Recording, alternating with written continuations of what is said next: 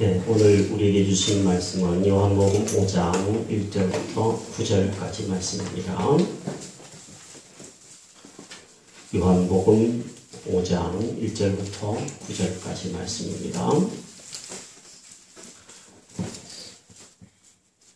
우리 주신 말씀 뜻을 생각하면서 같이 읽겠습니다. 시작. 그 후에 유대인의 명절이 되어 예수께서 예루살렘에 올라가신다. 예루살렘에 있는 영문 곁에 히브리 말로 베데스다라 하는 곳이 있는데 거기 행각 5이 있고 그 안에 많은 병자, 맹인, 다리 저는 사람, 혈기 마른 사람들이 누워 물의 움직임을 기다리니 이는 천사가 가끔 못에 내려와 물을 움직이게 하는데 움직인 후에 먼저 들어가는 자는 어떤 병에 걸렸든지 낫게 됨이로라. 거기 38해 된 병자가 있더라. 예수께서 그 누운 것을 보시고 병이 벌써 오래된 줄 아시고 이르시되 내가 낫고자 하느냐. 병자가 대답하되 주여 우리 움직일 때에 나를 못에 넣어주는 사람이 없어 내가 가는 동안에 다른 사람이 먼저 내려가나이다. 예수께서 이르시되 일어나 내 자리를 들고 걸어가라 하시니 그 사람이 곧 나와서 자리를 들고 걸어가니라. 아멘.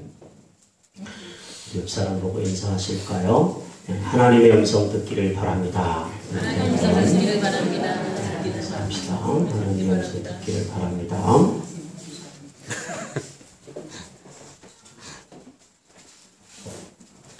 2000년 전 유대인의 한 명절에 예수님은 예루살렘에 올라가셨습니다. 예수님은 예루살렘에 있는 양의 문으로 일컬어지는 양시장이 있는 근처에 있는 베데스다 연못으로 가셨습니다. 그 연못 주변에는 많은 병자들이 자리를 하고 누워 있었습니다. 맹인, 다리 저는 사람, 혈기 마른 사람, 우리말로 하면 중풍병자들이 누워 있었습니다. 왜냐하면 천사가 가끔 그 연못 주변에 내려와서 물을 움직일 때 들어가는 자는 어떤 사람이든지 낫게 해 주었기 때문에 그렇습니다. 성경을 연구하는 학자들은 이 베데스다 연못이 온천이었을 것으로 추측합니다. 기원 후 333년에 예루살렘을 방문한 사람의 기록에 의하면 베데스다에는 한 쌍의 온천이 있었다고 합니다. 2개의 온천, 한 쌍의 온천이 있었습니다. 병원 시설이 변변치 않았던 2000년 전의 온천은 병자들에게는 아마 희망이었을 것입니다. 여러분 온천에 가보신 적이 있으실 것입니다. 저는 우리나라에서 유명한 온천 중에 하나인 백암 온천이라는 곳에 몇 년 전에 목사님들 수련회로 한번 간 적이 있습니다. 진짜로 물이 좋더라고요. 피부가 매끌매끌한 게 아주 좋다라는 생각들을 피부로 느낄 수 있었습니다. 진짜로 피부로 느꼈습니다. 오늘날도 이 온천욕을 즐기면서 피부병이 치유되기를 바라거나 어떤 질병에서 고침받기를 바라는 사람들이 있습니다. 물론 병원을 찾는 사람들도 있겠지만 온천을 즐기는 사람들도 꽤 많이 있습니다. 프랑스의 어떤 물을 연구하는 기관에서는요, 정말 놀라운 치유가 일어나기도 한다는 것을 보도를 통하여 본 적도 있습니다. 지금도 그러할진데 2000년 전 그때는 더 했을 것입니다. 예수님의 행적을 오늘 함께 한번 살펴보면서 38년 된 병자가 어떠한 변화가 일어났는지 함께 묵상해 보겠습니다. 먼저는 예수님께서 이 38년 된 병자를 보셨습니다. 한번 따라해 보겠습니다. 예수님께서 보셨습니다. 이 본문의 사건이 일어난 때는 유대인의 명절이었다라고 쓰고 있습니다. 유대인들은 명절이 되면 예루살렘으로 모입니다. 특히 세 가지 명절 때에는 예루살렘으로 얼마나 많은 사람들이 모였냐면 기록에 의하면 그 작은 도시에 200만 명 정도 모일 때도 있었다. 그야말로 입추의 여지가 없었던 그 정도로 많이 모였던 그런 도시였습니다. 사람들은 축제의 시간들을 보냈을 것입니다. 예배도 드렸겠지만 먹고 또 마시고 춤을 추고 놀고 그랬을 것입니다. 그러나 예수님의 관심은 축제장에서 흥겹게 노는 무리들에 있었던 것이 아니라 소외된 사람에게 있으셨습니다. 예수님의 눈길은 베데스다 목가에서 처량하게 질병이 낫기를 간절히 기다리면서도 어찌할 수 없는 소외된 병자들을 찾고 있으셨습니다. 베데스다는 그야말로 치열한 생존 경쟁의 장소라고 말할 수 있을 것 같아요. 가만히 한번 생각해 보십시오. 물이 움직일 때, 온천에서 뽀르륵 뽀르륵 물이 올라올 때 빨리 들어가는 사람이 병이 낫는다. 그러면 누가 제일 빨리 들어갈 수 있을까요? 여기 있는 우리들 중에 몸도 그렇고 마음도 그렇고 온천이 하나 있는데 거기서 물이 뽀록뽀록 올라올 때 가장 먼저 들어가는 사람은 무슨 병이든 낫는다. 그러면 누가 제일 먼저 들어갈까요? 아마 병찬이가 제일 먼저 들어갈 것 같은데 저 학생은 빨라요. 힘도 세요. 저보다가. 그러니 만인을 제치고 가장 먼저 뛰어들지 않을까요? 이것은 우리의 상상이지만 그때 당시에 누워있었던 중병자들이 연못에 먼저 들어가지 못했을 것은 분명한 사실입니다. 오히려 별로 많이 아프지 않은 사람, 어제 저녁에 다리를 조금 삐끗했다. 그런 사람이 아마 빨리 들어갈 수도 있고요. 아니면 돈 많은 사람이 돈을 써서 다음에 내가 먼저 들어가게 해달라고 얘기를 하고 백을 쓰는 바람에 돈 많은 사람이 가장 먼저 온천에 들어갔을 수도 있을 것입니다.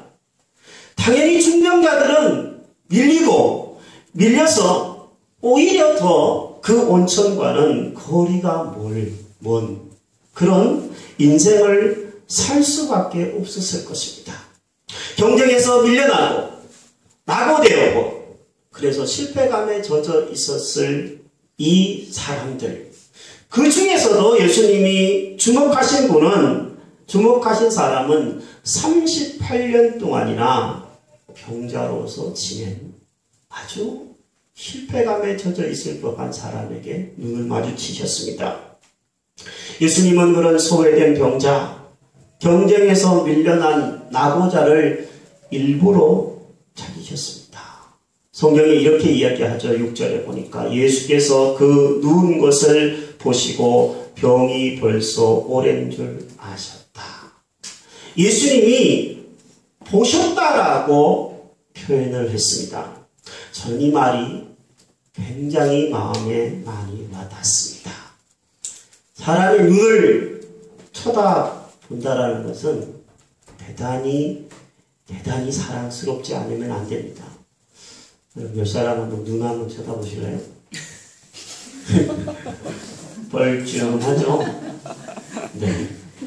눈을 쳐다본다라는 것은 뭐 이렇게 째려보면은 좀, 째려보지 마세요. 째려보면은 좀 그렇지만, 이렇게 그윽한 눈을 마주한다라는 것은요, 그 속에 그 눈으로 말을 한다라는 얘기입니다. 사랑한다라는 것을 눈으로 표현할 수 있어요. 예수님이 성경을 읽어보면 이렇게 눈으로 항상 사람을 쳐다보고 특히 소외되고 절망에 빠져있는 사람들을 찾아가서 그 사람을 만나면서 쳐다보는 것을 봅니다. 예수님은 사람들의 관심 밖에 있었던 사마리아 여인에게 찾아가셨습니다. 유대인들이 가기를 꺼려하던 그 사마리아로 일부러 통행하면서 그 한 사람의 여인을 만나기 위해서 그렇게 그 길을 지나가셨습니다. 우리가 살펴봤던 것처럼, 몇 주 전에 살펴봤던 것처럼, 또한 예수님은 거라사에 있는 귀신 들린 한 미치광이를 만나기 위해서 풍랑이 있는 바다를 뚫고 그 위험을 무릅쓰고 한 사람의 광의를 만나기 위해서 찾아가셨습니다. 이번에는 38년 된 병자를 찾아서 예루살렘까지 오신 겁니다. 며칠 전에 기도하는데 우리 교회 학생들과 청년들이 좀 머릿속에 많이 떠오르더라고요. 학생들은 학교 생활에 많이 지쳐 있습니다. 저도 자녀를 키우는 입장이라서 학생들이 참 치열한 경쟁에 내몰리고 있구나, 이런 것들을 많이 느낍니다.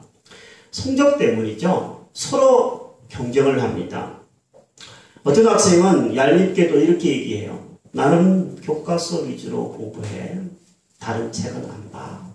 그런데 집에 가서는 가위를 몇 개씩이나 몰래 하는 사람도 있대요. 우리 학생들 중에는 없는 것 같은데 있대요. 그리고 어떤 학생은 아주 열심히 자기가 공부를 한 메모장 같은 것을요, 일부러 훔쳐서 쓰레기통에다가 집어 던진다라는 이야기도 들었습니다. 왜 그렇게 하는 거죠? 아주 치열한 그 성적 경쟁 때문에 그런 거 아니에요. 우리나라에 어떻게 보면 참 아쉬운, 안타까운 어떤 현실입니다. 그래서 저희 아이들도 그렇지만 학생들은 다 이 경쟁에서 좀 자유롭고 싶어서 빨리 학교를 졸업하고 싶어 해요. 여기 학교 다니는 친구들한테 다 물어보고 빨리 어른 되고 싶다, 빨리 학교 그만뒀으면 좋겠다, 이렇게 얘기합니다. 병찬아, 그렇지, 그만뒀으면 좋겠지. 중학교 다니고 그만둬버려. 병찬이 엄마가 나를 째려보고 있어요. 네, 농담이고요. 이 학교를 다니는 사람들이 학교를 그만두면 경쟁이 끝날 거라고 학생들이 생각해요. 하지만 그렇지 않죠. 청년이 되면은 아주 더 치열한 경쟁이 있습니다. 어찌 보면 이 취업을 하기 위한 경쟁입니다. 취업 경쟁이 다가 아니에요. 연애를 하려고 그러면 막 치열하게 예쁜 아가씨를 낚아채기 위해서 경쟁을 합니다. 결혼 경쟁을 하고요. 심지어 살기 위해서 생존 경쟁을 합니다. 오죽하면 세상에서 하는 말이지만 취업 전쟁, 생존 전쟁이라는 표현을 쓸까요? 이 전쟁에서 살아남은 사람, 1등을 하거나 앞에 있는 몇 사람은 승리의 노래를 부를 것입니다.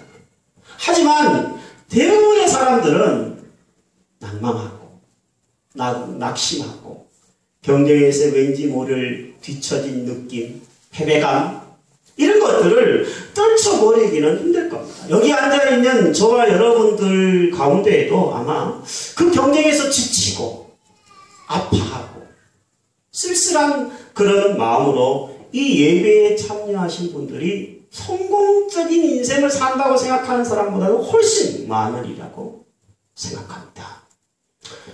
예수님은요, 그 경쟁에 지쳐있는 사람들이 모여있는 그 베데스다에 그 자리에 찾아오셨습니다. 그리고 가장 지치고 가장 낙심해야 할 법한 38년 된 병자와 눈을 마주치셨습니다. 사랑하는 여러분, 예수님은 지금 우리 눈에 보이지 않지만 이 은혜의 집으로 일컬어지는 주의 교회에 성령으로 함께 계시는 줄 믿습니다. 주님은 경쟁에 지쳐있고 또 여러 상처와 아픔을 가지고 있는 여러분과 저에게 따사로운 눈길을 보내주고 계십니다.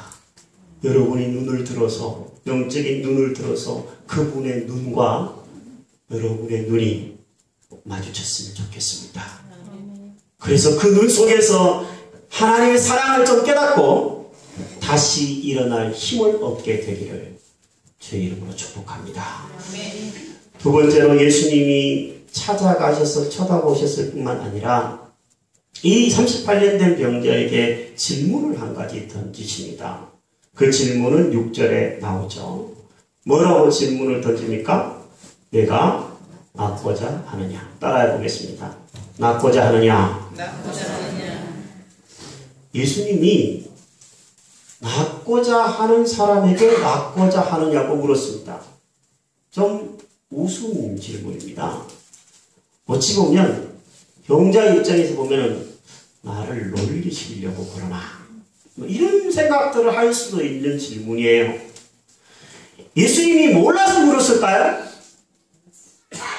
예수님이 낫고자 하는 마음이 있어서 베데스다 연못가에 있는 사람에게 몰라서 물으셨을까요? 본문에 보니까 예수님은 병자를 보시고 병이 오래된 줄 이미 아셨다고 그랬습니다. 아시는 분이십니다. 모르시는 것이 없으신 전지하신 하나님이십니다. 그런데 물으셨습니다. 네가 낫고자 하느냐? 몰라서 모른 것이 아니라는 얘기입니다. 왜 물으셨을까요? 어떤 목사님은요, 이 부분에서 이렇게 이야기를 하시더라고요. 참 공감하는데, 이 질문은 병자의 잠자고 있는 의식을 깨우는 것이다.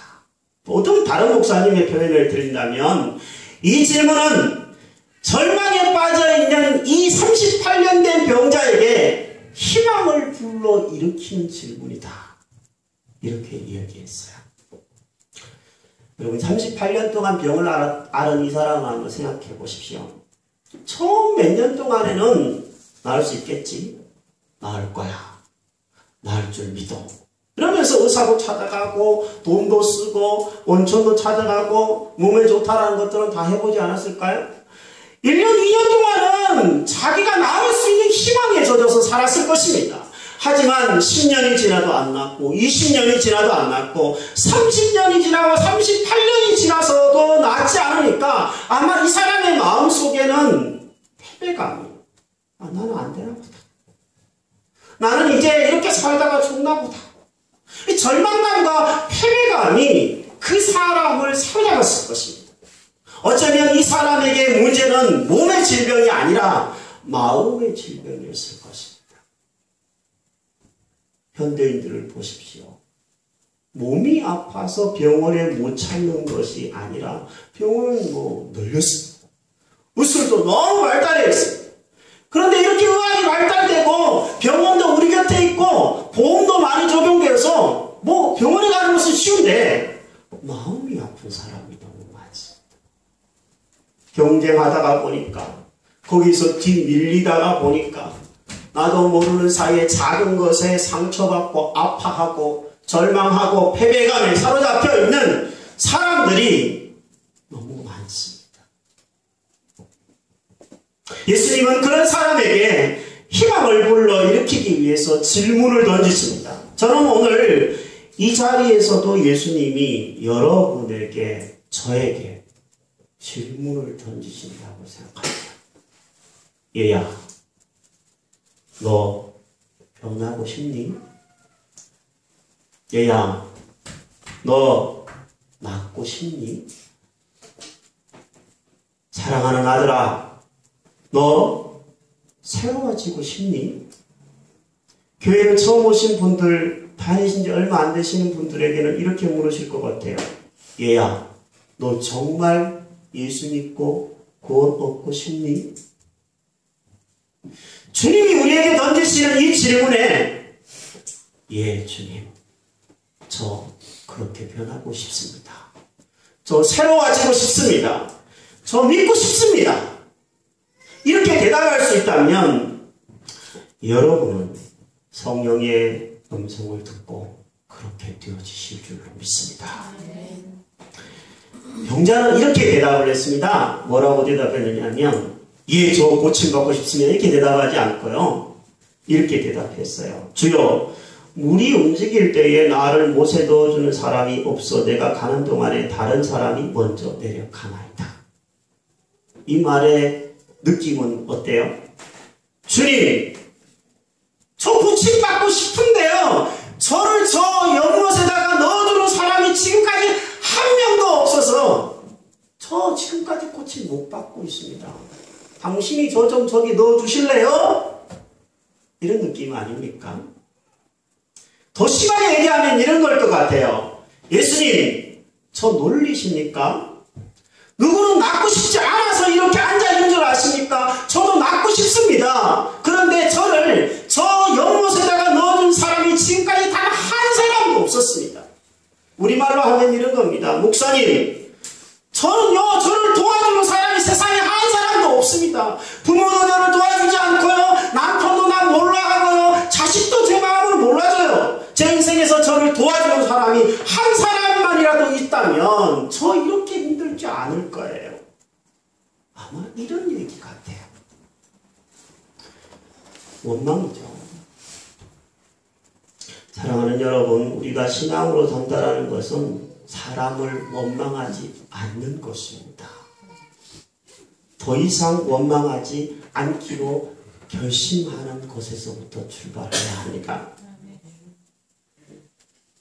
남을 원망한다는 것은요, 또 다른 절망 가운데서 그냥 주저앉아 있는 거예요. 유대인 의사 중에 빅터 프랭클이라고 하는 사람이 있습니다. 아주 유명한 의미요법이라고 하는 것을 개발한 의사입니다. 이 사람은 2차 세계대전 때 나치에 의해서 체포되어서 아우슈비츠 수용소에 갇혀 있었던 경험이 있는 사람입니다. 중노동, 또 영양실조 이런 것들로 많은 유대인들이 그 수용소에서 죽어나갔습니다. 200만 명 정도가 죽었다고 그러죠. 정말 많은 숫자입니다. 자살한 사람들도 속출했대요. 그런데 이 의사 선생님과 함께 포로 가운데 있었던 외과 의사가 한 명이 있었대요. 이 외과 의사는 어느 날 아주 밝은 얼굴을 하고 프랭클이라고 하는 이 의사 선생님에게 찾아왔대요.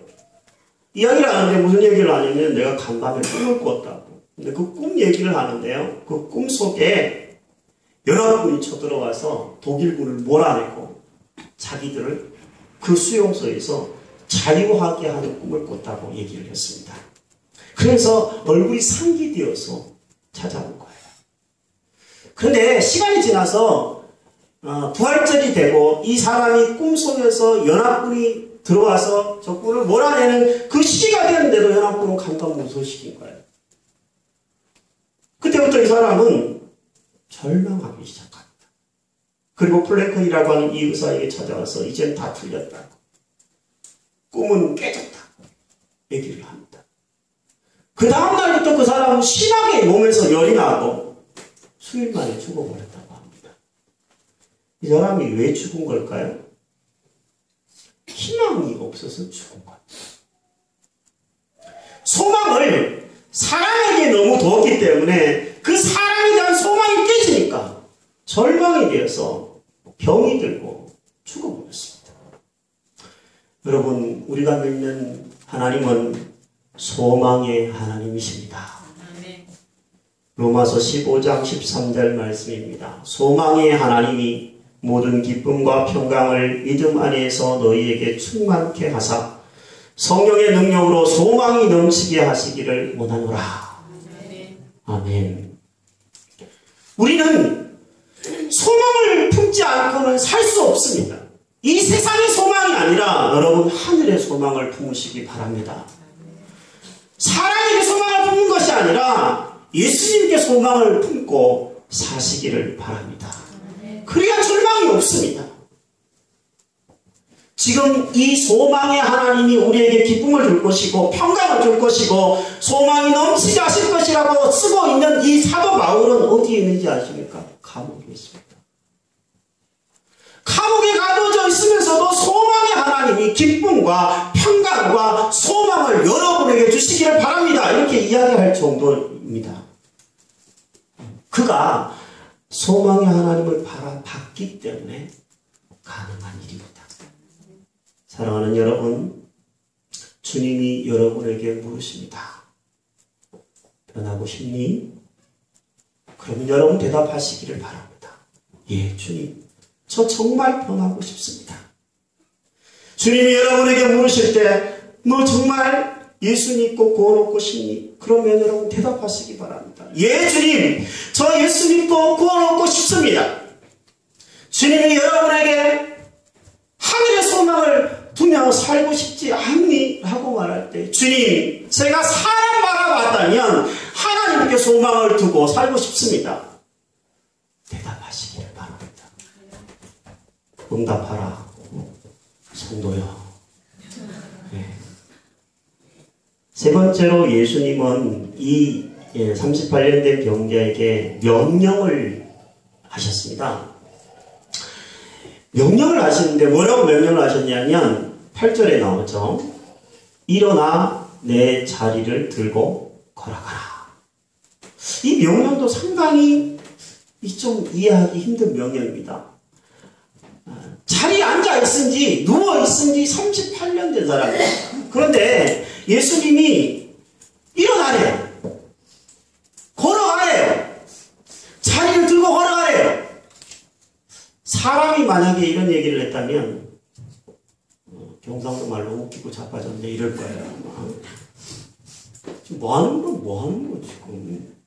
그런데 이 이야기를 하는 분이 누구인지를 생각한다면 우리는 이 말씀 자체에 권위가 있는 하나님이신 것을 알고 이 말씀을 듣는다면 전혀 상황이 달라집니다. 38년 동안 한 번도 제대로 걸어보지 못한 사람이 이 예수 그리스도의 능력의 말씀, 하나님의 음성을 듣고 곧 나와서 자리를 들고 걸어갔다고 이야기합니다. 예수님은 말씀 한마디로 천지를 창조하신 하나님의 아들이십니다.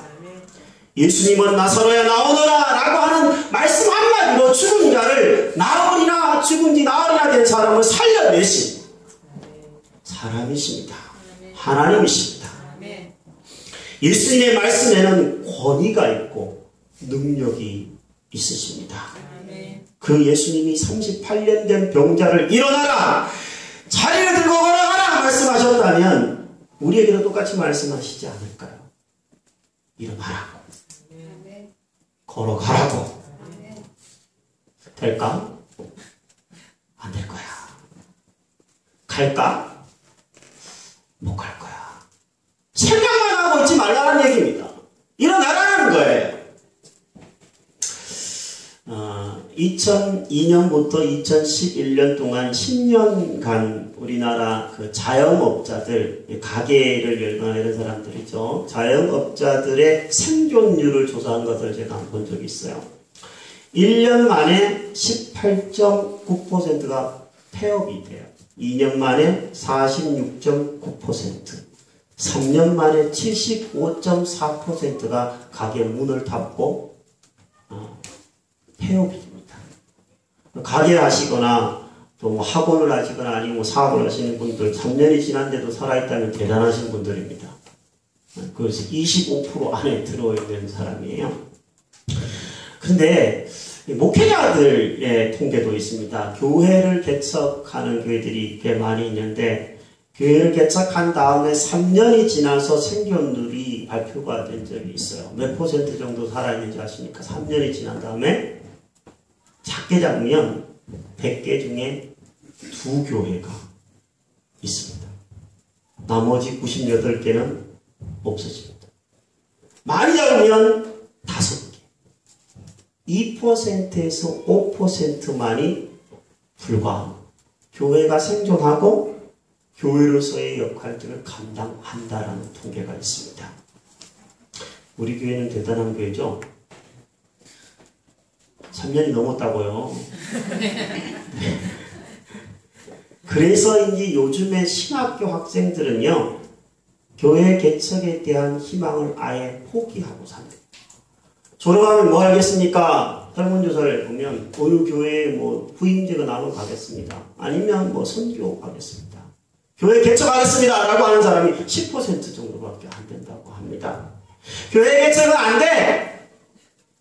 폐배의식이 훨씬 더 큰 문제라는 거예요. 저는 교회를 개척할 때 한마디에 게 사실은 머리에 탁 꽂혔습니다. 헌집 고쳐서 사는 것보다 새집 짓는 것 낫고, 헌옷 고쳐서 입는 것보다 새 옷 사 입는 게 낫다. 송 목사님이 하신 얘기였는데, 책을 읽다가 그 부분에 정말 꽂혔어요. 맞아. 교회를 개척하면 정말 어찌 보면 속된 말이지만 살아남기 위해서라도 전도를 하는 거 아니에요. 여러분 잘 모르죠. 그 생각이 어떤 것인지. 물론 살기 위해서 먹고 살기 위해서 전도를 한다는 건 그거는 방법이 잘못됐겠지만 속된 말로 그렇다라는 거예요. 그래서 교회를 개척한 사람들은 전도를 안 할 수가 없어요. 그런데 여러분 많은 성도님들이 이렇게 얘기합니다. 전도가 안 돼요. 전도하려고 그러면 전도 안 받겠다 그러고, 요즘에 기독교인들은 별로 안 좋다 그러고, 매스컴에서 많은 거 얘기하니까 전도가 안 돼요, 목사님. 그래서 어떻게 하냐 하십니까? 전도를 안 해요. 그게 더 큰 문제입니다. 안 되더라도 일어나서 하라는 겁니다. 아내와 2주 전에 제자훈련하는 목사님들 모임이 있어서 갔습니다. 부천이라고 하는 곳에서 가서 한 교회를 탐방했습니다. 그런데 그 교회를 탐방하고 나서 그 교회 목사님이 교회를 소개를 해주는 이야기를 들었는데 정말 전도를 열심히 하는 교회라는 것을 제가 알게 되었습니다. 이 교회는요, 지하철 입구에 있는 교회라서 뭐 전도를 하면 열매가 좀 많이 거두어 드리는 그런 교회래요, 특히. 그런데 비가 오나 눈이 오나 매일 거의 전도를 한대요. 평일에는 제자훈련생들이 전도를 하고 토요일과 주일에는 거의 성도들이 나가서 전도한대요. 이 목사님의 이야기가 참 더 재미있어요. 성도님들이 이렇게 얘기한대요. 전도를 나가서 되든 안 되든 전도를 하고 주일 예배를 드리면 은혜가 더 된다고 성도들이 얘기한다고. 이렇게 얘기하더라고요. 하나님의 말씀에 순종해서 되든지 안 되든지 일어나서 나가보니까 되고, 또 나가보니까 그 나간 열매는 하나님이 알아서 해주신다라는 믿음이 그들에게 있는 겁니다. 목사님의 표현이 이래요. 요즘 전도가 잘 안 되지요, 목사님들. 그래서 전도를 잘 안 하려고 합니다. 하지만 전도에는 실패가 없습니다. 전도하지 않는 것이 실패이지, 전도하면 열매는 하나님이 거두실 줄 믿습니다. 이렇게 이 목사님이 도전을 하시더라고요. 그래요. 안 하니까 그런 거예요. 계속 안 하면, 사람이 계속 누워있으면 다리가 굳어요. 못 걸어요. 건강한 사람도 1년만 누워있으면 못 일어납니다. 여러분, 할까 말까? 될까? 안 될까? 생각만 하지 마시고 일어나시기를 바랍니다. 도전해 보시기를 바랍니다. 전도를 하실 수 있다면 하시기 바랍니다. 교회 전도를 시작했어요. 이제 봄이 되어서 나머지 결과는 하나님께 맡기고 나갔습니다. 오래간만에 만나는 사람도 있고 이 지역의 주민들과 눈을 마주하면서 사랑의 차를 나누고 도전했습니다. 여러분, 나는 교회에 다닌 지 얼마 안 됐어. 그래서 아무것도 참여하지 않는 사람들이 아니라 안 되면 기도해 주시기를 바랍니다. 참 시간이 되시면 참여하시기를 바랍니다. 그냥 사랑을 나누는 것이, 그 속에 하나님의 성령이 역사하시면 펄떡이는 생명들을 거두게 될 줄로 믿습니다. 어제 말씀을 다 준비하고 기도를 하려고 자리에 앉았습니다. 자리에 앉았는데 이런 마음이 들어요. 참 교회는 그러지 말아야 되는데 교회도 이 경쟁 시대구나. 경쟁이잖아요. 이게 경쟁이 안 되면 좋겠. 교회는 그러지 말아야 되는데도 불구하고 경쟁을 어쩔 수 없이 해요. 그래서 어떤 때는 저도 지칠 때가 있습니다. 그렇구나. 그리고 어떤 때는 저도 여러분들처럼 패배감에 질 때가 있어요. 왜 이렇게 잘 안 되지? 그런 마음이 저도 몰려올 때가 있습니다. 그런데 조용히 한번 한 12시가 지났을 거예요. 한 12시 반쯤 됐는데 앉아서 쭉 있는데 주님이 이렇게 얘기하시는 것 같아요. 우성아, 일어나라. 내가 너에게 다시 걸어갈 수 있는 힘을 줄 거니 일어나라. 이렇게 이야기하시는 것 같아요. 사랑하는 여러분, 이 음성은 저만 들어야 될 음성은 아닌 줄로 압니다. 여러분이 사회생활을 하고 학교생활을 하고 직장생활을 하면서 많이 지치고 고뇌하여 쓰러질 때마다 주님의 이 음성을 듣게 되시기를 바랍니다. 아멘. 일어나 자리를 들고 걸어가라. 아멘. 주께서 여러분을 도우실 줄로 믿습니다. 아멘.